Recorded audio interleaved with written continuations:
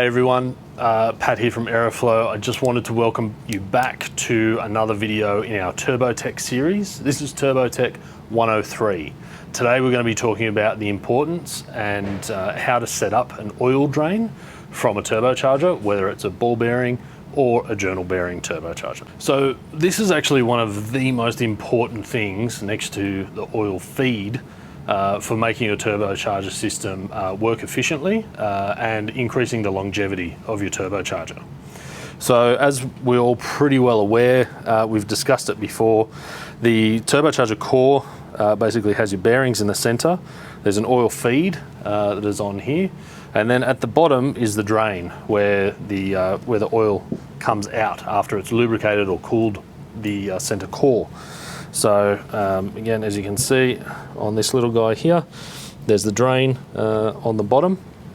Now this is really important because there is oil pressure to get the oil to the core, but once it goes through the bearing and it comes into this drainage area, that pressure is gone effectively. So it relies on gravity to drain that oil out.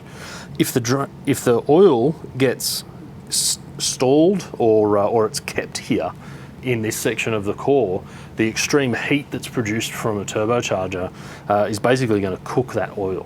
Now there's going to be multiple issues there.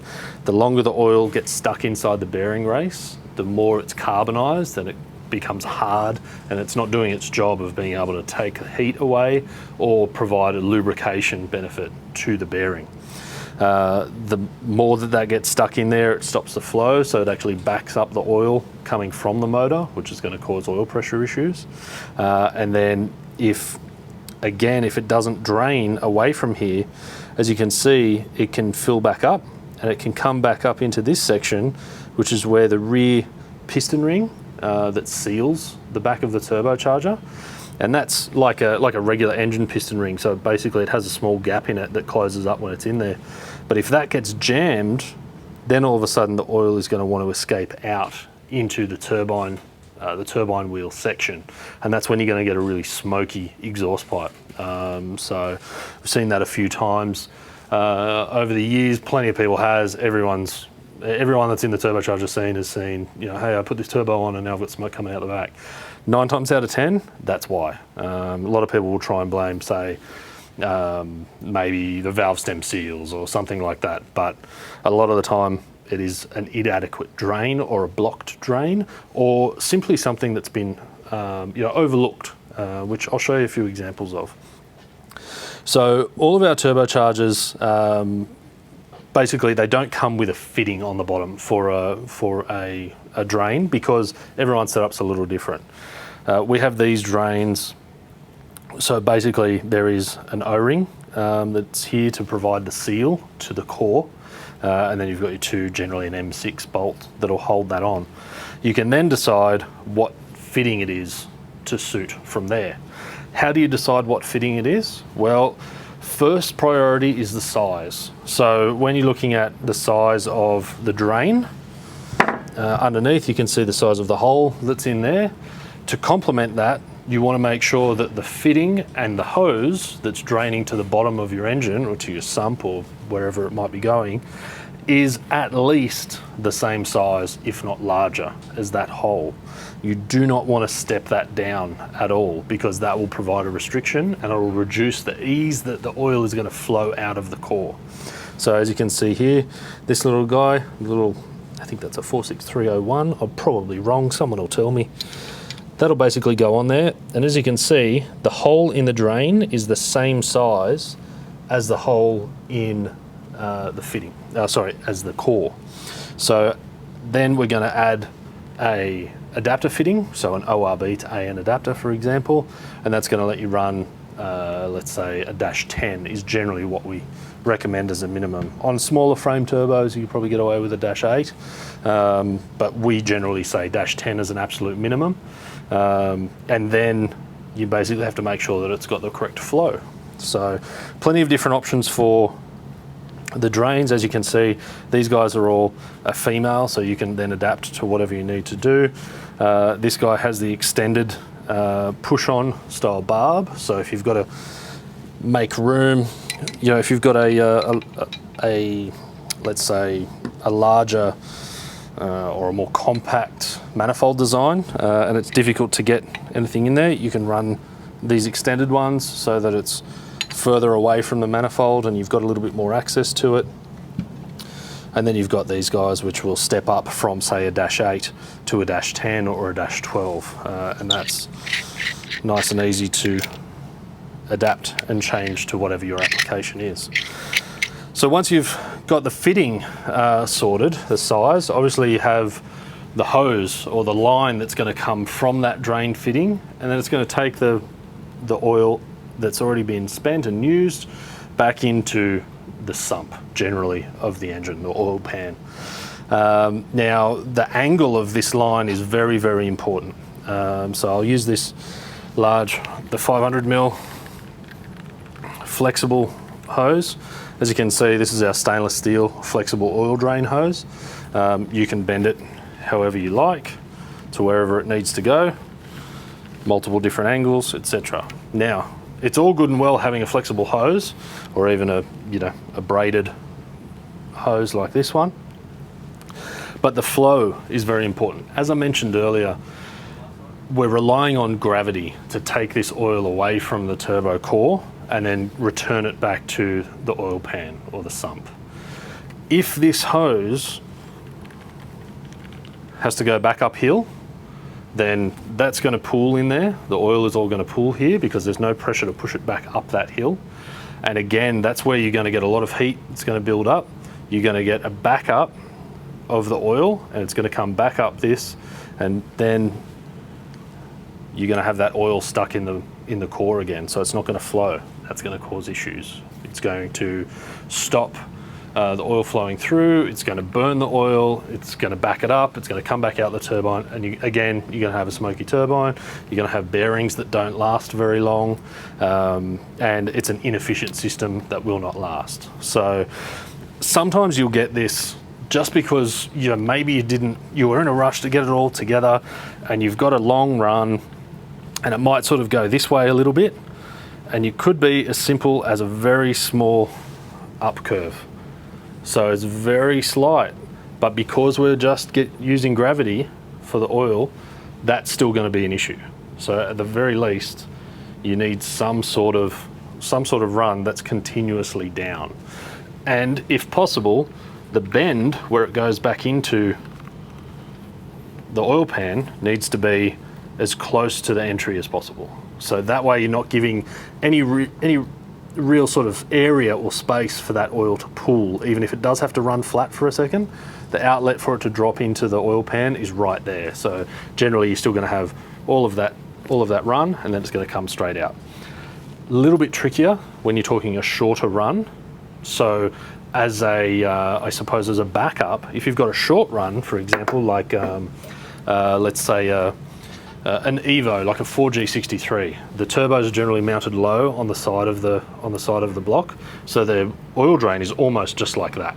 So it's basically straight out and then straight in to the oil pan. To get around any extreme angles, you'll want to go for a size larger if possible. So you can go to a -12, for example, which is going to provide more area, and it's going to make it easier for the oil to drain back into the oil sump there. So it's really important that you keep that in mind. Moving on from the hose coming out of the turbo, and then where that oil drain returns into the oil sump on a wet sump application, or when you have gravity, it's going to go back into the oil pan. We want to make sure that the return, if for example the engine wasn't a turbocharged engine to start with, say it's a naturally aspirated engine, you're converting it to turbo, there's no provision from the factory for that oil return, so you've got to make one. Now you can weld a fitting on, or you can use one of these threaded adapters with an O-ring that will sandwich in between the oil pan. If it's a thin steel, pressed steel oil pan, that'll just sandwich in between. You can use that to get it in there. But the positioning is the most important thing. So you have to make sure that when that oil drain goes back into the oil pan, it goes in above the oil fill level. So if your oil pan has oil running in it at this level and the rail is there, you've got to make sure that this drain comes in above that oil level. If the drain comes in below the oil level, all of a sudden there's nowhere for the oil to flow. It runs against that wall of oil, and then you'll start backing it up again, especially when the drains are so short like this, or they're on a very shallow angle. You're going to start backing it up. It won't drain efficiently. So make sure that you're returning either at the very highest point you can in the oil pan, or perhaps in some applications you can go back into a timing cover, for example. Most engines that have a turbo system from the factory are going to have an efficient return. They've already engineered that. They spent millions and millions of dollars developing that engine, and they already know these things. So you can generally reuse a factory oil return perfectly fine. The size of the oil drain, if we go back to the size of the oil drain, again, we want minimum for the drain in the core to match the hose. For everything that we have, -10, absolute minimum. The volume of oil on a journal bearing is much larger, so you 100% don't want to go smaller than a -10, -12 even is perfectly fine. That's going to allow all that oil to drain out. And again, on very high pressure, high engine oil pressure engines, so let's say like a K-series Honda, or say a shimmed up Barra, for example, that might have something like 70 or 80 psi, especially on a ball bearing core, which is restricted, that excess pressure might overpower the restrictor and then create a larger volume of oil that has to pass through the turbocharger. So a larger drain is going to assist with that. So it's very, very important. I know I'm going over myself a couple of times here, but it's really important to make sure that that drain flows accurately, it flows efficiently, and you won't have any issues with the turbocharger and seals and things pumping out. In addition to the importance of the drain size, the location of the drain where it goes back into the oil pan, we also need to pay attention to positive crankcase pressure. So most of you familiar with an engine will know that all engines come with a PCV, or a positive crankcase ventilation valve, which is usually in the rocker covers. On a naturally aspirated engine, this is a pretty small valve because it doesn't have to deal with any extra pressure being introduced to the motor, aside from the pressure that's created by the motion of the rotating assembly and the heat that's generated inside that motor. Once you've got a boosted application, you've got an excessive amount of pressure that's coming in on top of the piston. That's going to be retained by your piston rings when it's okay, but you will also find there's a little bit of leakage.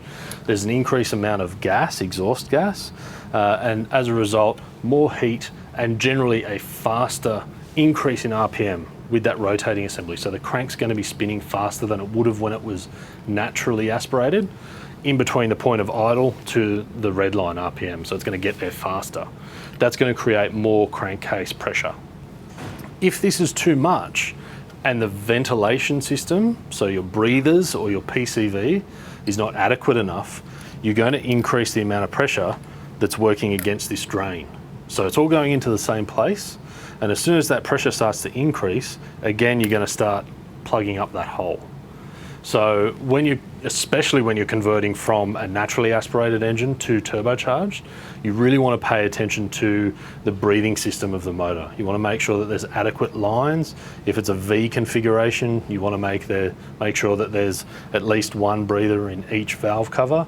If it's a twin cam situation, you generally want to make sure that there's one in each cam cover across there, and they want to be a reasonable size. So generally a minimum of a -8, a size fitting or something similar, is going to work to an appropriately sized catch can. There's a lot of catch cans out there. That's probably a whole other topic. Generally, we don't want to see a large capacity engine with something that's like an aluminium can, that small sort of size for a large capacity engine. You want something larger that can actually work.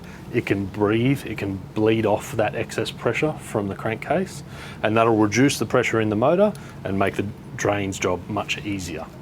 So after we've talked about the drain, the effects on the drain, the position, where it has to go, and all of that positive crankcase talk, we also need to consider the turbo itself. So the turbocharger, like we've said, gravity drain. If you have a look, it might be quicker, we'll get a bit of a close-up on it. If you look at this sort of section here, this drainage section in the core, it's only quite small, and the drain is obviously in the center. So as a result, we really need to have that core as straight as possible. In most applications, it's quite easy. Most high mount applications, it's quite easy to have this core so that the feed and the drain are straight up and down. You can increase this if you've got a clearance issue, say for the drain or where the oil feed is coming from. This can be tilted, but we don't want to see anything more than a 15-degree angle, plus or minus, from the straight up and down position. So you can tilt it a little bit like this, tilt it a little bit like that. But if the core, for example, all of a sudden is on its side like this, there's no way that that oil is going to drain out of there accurately. That's going to pool, and again, you're going to have that burnt oil, you're going to have that backing up. It's going to cause issues for the rear seal. So it's very important to make sure when you install a new turbocharger, the feed and the drain are in that straight up and down vertical position. In addition to having the drain vertical, we also need to make sure that the turbocharger is not on a layback as well, or forward, for exactly the same reason.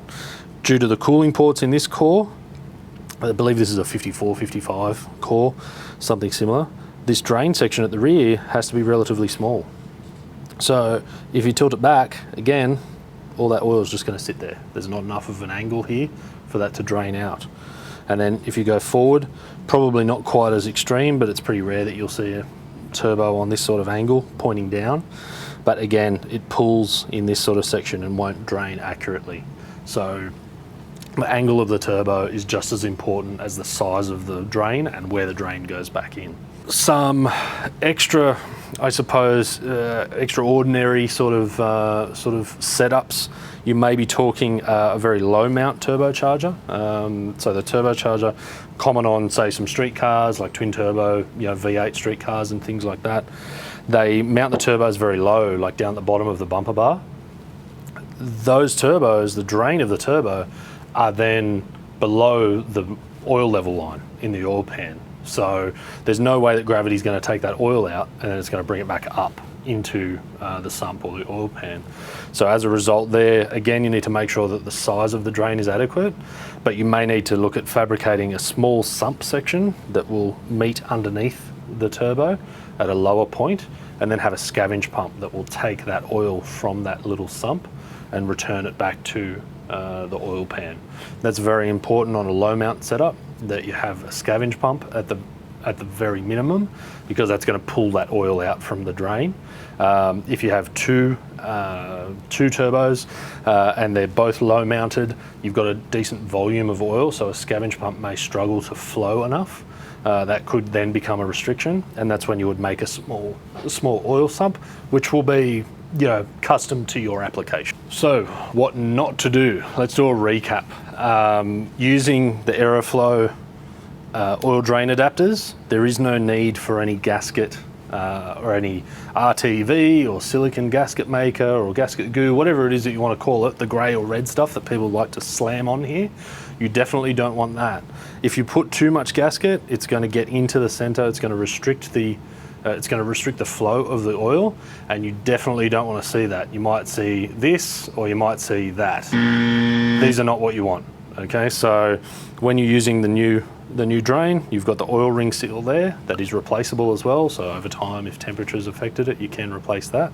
But it provides an accurate seal right on the base of the turbocharger, so you've got no problems there. Again, what not to do? Don't make your oil drain like that. Don't make it go uphill. We want gravity. And also just make it appropriate to your application. If you've got a large turbocharger that's journal bearing and it's got a high volume of oil going through it, make sure that the drain is large enough. Bigger is better with an oil drain. There is no downside of having a larger oil drain if you can fit it in your application. So really keep that in mind. There's so many options that we have in our range to complete an oil drain setup. If you don't already have one, like if you're not just replacing a turbo on a car like a Falcon, for example, that's already got one, you can make it. We've got these flexible stainless, they're corrugated, they can be bent however you like, however you need. They're an AN fitting on either end, so they're nice and secure. They're not affected by heat, which is great. We've got the universal flexible oil drains. So this is a 100 series stainless steel braided line in -10. Comes with a steel weld on, it comes with an alloy weld on. It also comes with a 45 and a straight hose end and the drain to suit the turbocharger. So you can make up whatever it is that you need to make, cut the length wherever it needs to go. These little units are fantastic. You can basically sandwich this in between if you've got a stamped steel oil pan, so maybe like an older motor before they started using cast alloy on everything. With the thin, you basically drill a hole, you don't need to weld anything, you put that through, the O-ring sandwiched together, and then the nut on the inside. You'd use a little bit of thread sealant on the inside just to make sure it doesn't go anywhere, and you tighten that up. And then all of a sudden you have an oil drain that can go back into your oil pan. We do that with the barb or the AN fitting. So either way that you want to go. So hopefully guys, like the rest of our TurboTech series, this is giving you some good information, some good insight and knowledge as to how to build a reliable and you know a turbo system that really performs and has the longevity that you want after you've committed, you know, your hard-earned money. All of these things are available to check out on our website if you want to see that. If you need some clarification, if I haven't been straightforward or I just simply droned on too long and you've skipped to this point, you can send us an email at boosted@aeroflowperformance.com and I'll be happy to answer any of the questions that you might have, or you know, you can send us some photos of your application and we can do our best to help you out.